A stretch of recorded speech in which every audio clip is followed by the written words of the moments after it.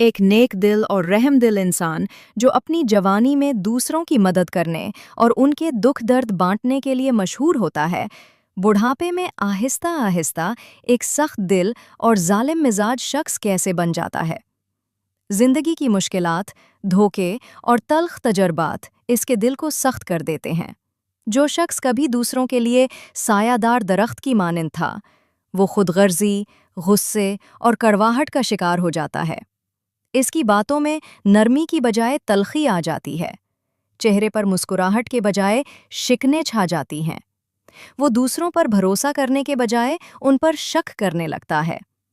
وقت کے ساتھ ساتھ اس کی انسان دوستی اور شفقت نفرت اور کڑواہٹ میں بدل جاتی ہے۔ یوں ایک نیک دل انسان بڑھاپے میں ایسا شخص بن جاتا ہے جسے لوگ پہلے دعاؤں میں یاد کرتے تھے، مگر پھر ایسے شخص سے بچنے لگتے ہیں، اور پھر وہ شخص دنیا کی بھیڑ میں اکیلے رہ جانے کے ساتھ ساتھ ایک ظالم، گھمنڈی اور چڑچڑا شخص بن جاتا ہے۔ اس کا سارا وقت دوسروں کے عیب تلاش کرنے تک محدود ہو جاتا ہے۔ اس کی نظرہ چھائی دیکھنے سے قاصر ہو جاتی ہے۔ اپنے سوا ہر کوئی اس کو برا دکھائی دینے لگتا ہے۔ جو شخص جوانی میں محفلوں کی جان سمجھا جاتا تھا،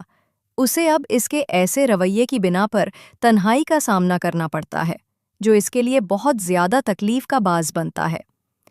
ہر وقت کا غصہ، باتوں میں گلے شکوے اور شکایتوں کے انبار اس کو مزید در مزید تنہائی کی طرف دھکیلتے چلے جاتے ہیں۔ یوں ایک ہنستا بستا خوش مزاج شخص ایک ظالم مزاج شخص کے روپ میں بدل جاتا ہے، اور آہستہ آہستہ لوگ بھی اس کی ماضی کی نیکیوں کو نظر انداز کر کے حال میں کیے جانے والے ظلم کی طرف متوجہ ہو جاتے ہیں۔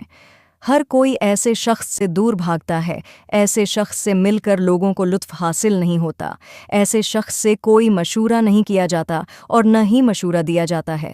ایسی کیفیت سے نکلنے کے ویسے تو بہت سے حل ہیں، مگر سب سے سادہ اور بہترین حل یہ ہے کہ اس کو چاہیے اپنا سارا وقت نئی نئی سرگرمیوں میں صرف رکھے، لوگوں سے ملے جلے لوگوں کے گھر جائے، یا لوگوں کو اپنے گھر آنے کی دعوت دے، کسی کی تیمارداری کو جائے تو کبھی کسی تفریح گاہ کو جائے، لوگوں کو اپنے گھر مدعو کرے یا پھر لوگوں کے پاس جا کر ان کے ساتھ مثبت گفتگو میں اپنا دھیان لگائے،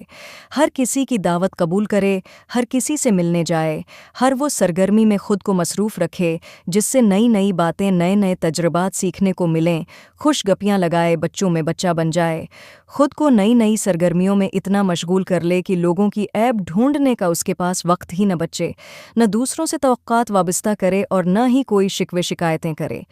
وہ کہتے ہیں نا کہ نیکی کر دریا میں ڈال، بالکل اسی طرح کسی کے ساتھ کی جانے والی نیکی کا صلہ صرف اللہ کی ذات سے مانگے۔ اگر نیکی کر اور دل میں ڈال والی پٹری پر چلے گا تو رنج کے سوا کچھ نہیں ملے گا۔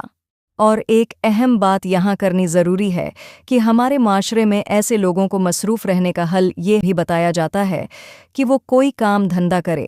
خود کو مصروف رکھنے کے لیے اپنا سارا وقت کام کاج کی نظر کر دے، جبکہ ایسے شخص کے لیے یہ بہت احمقانہ حل ہے، کیونکہ کام کاج ایک تھکا دینے والا عمل ہوتا ہے۔ یہ عمل تو نوجوانوں کے لیے کافی مشکلات کا سبب بنتا ہے، تو ایک ظالم چڑچڑے بوڑھے شخص کو کیسے خوشی یا دلی تسکین پہنچا سکتا ہے؟ کام دھندے کی تھکاوٹ، کام دھندے میں ہونے والا نقصان اور کام کاج کی مصروفیت کی وجہ سے میل جول میں کمی کسی بھی شخص کو خوش مزاج بنانے کے لیے کارآمد سرگرمیاں نہیں بن سکتی۔ بہترین حل یہی ہے کہ لوگوں سے میل جول بڑھایا جائے، کسی کے پاس جایا جائے تو کسی کو اپنے پاس مدعو کیا جائے، مثبت گفتگو کو فروغ دیا جائے، نئی نئی سرگرمیاں عمل میں لا کر خود کو خوش مزاج ماحول میں مصروف کیا جائے۔ خوش مزاجی، مثبت سوچ اور رحم دلی کسی بھی انسان کی صحت اور خوشحال گھرانے کے لیے بے حد ضروری ہوتی ہے۔